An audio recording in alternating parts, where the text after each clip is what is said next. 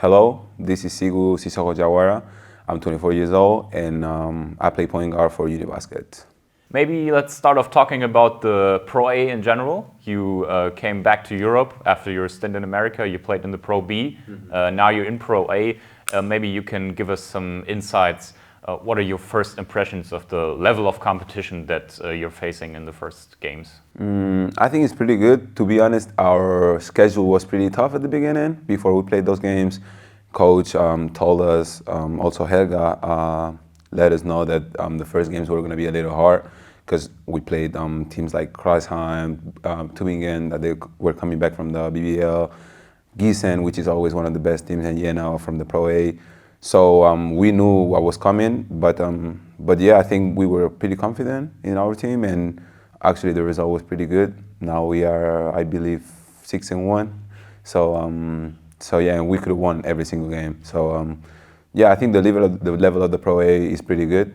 Last year, of course, I was in in a double license situation, and yeah, I got injured after the first 8 games, so last year was a little tough for me. But yeah, I think Pro A is kind of like exactly what's in the middle from the trainings from Pro B and the trainings with the BBL. I can see like the level right in the middle. But yeah, I think it's a pretty good league. The bottom teams also can beat you, like everybody's good.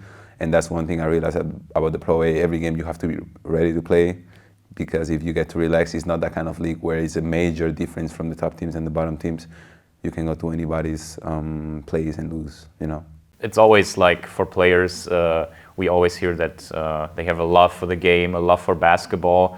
What would you say were some people, some players maybe that inspired you, that you would look up to, and maybe they made you what you are today? I don't know, I've always been this kind of hard worker kind of player that I always wanted to get better at the things that I'm not so good at. I'm more the kind of player that I look at the things that I'm missing than the things that I have, which is sometimes also not so good, you know, but in general, I think that's the main mentality that led me to what I am today, just focusing of like, you know, I want to get better, I want to get better, I want to get better, and I've been doing this year after year, and yeah, that's I think the reason why I feel like personally I always keep getting better. And a player that really influenced me was Kobe, you know, I was a big fan of Kobe Bryant, you know, his mentality, always work harder, you can always work more. And for me, you know, for me, he was my favorite player in the NBA, and especially after the whole tragedy happened. And then at that point, I was in LA actually. That was my freshman year, so I was living in Los Angeles, and everything happened. So for me, it's a really like important topic, and yeah, I think the way he developed and explained about his mentality helped me a lot through my basketball career, to trying to like get that same mentality and always think like, if I can get better today, I'm not gonna leave it for tomorrow, you know. Let's maybe stick with Spanish basketball players. If you would have to make your own Mount Rushmore with your 4 favorite Spanish players, which players would be on that Mount Rushmore? I got Pau Gasol in there for sure. Pau is a legend, best player in the history of Spanish basketball, no doubt about that. I would say Marc Gasol is also in there.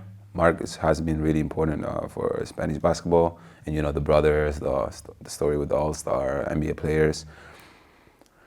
The next 2, I think I'll have Navarro in there. Navarro, La Bomba Navarro. He played in Barcelona, and yeah, I'm from Barcelona, so for me, you know, I watched a lot of his games and big fan of his game. And then Ricky Rubio I got up there, yeah.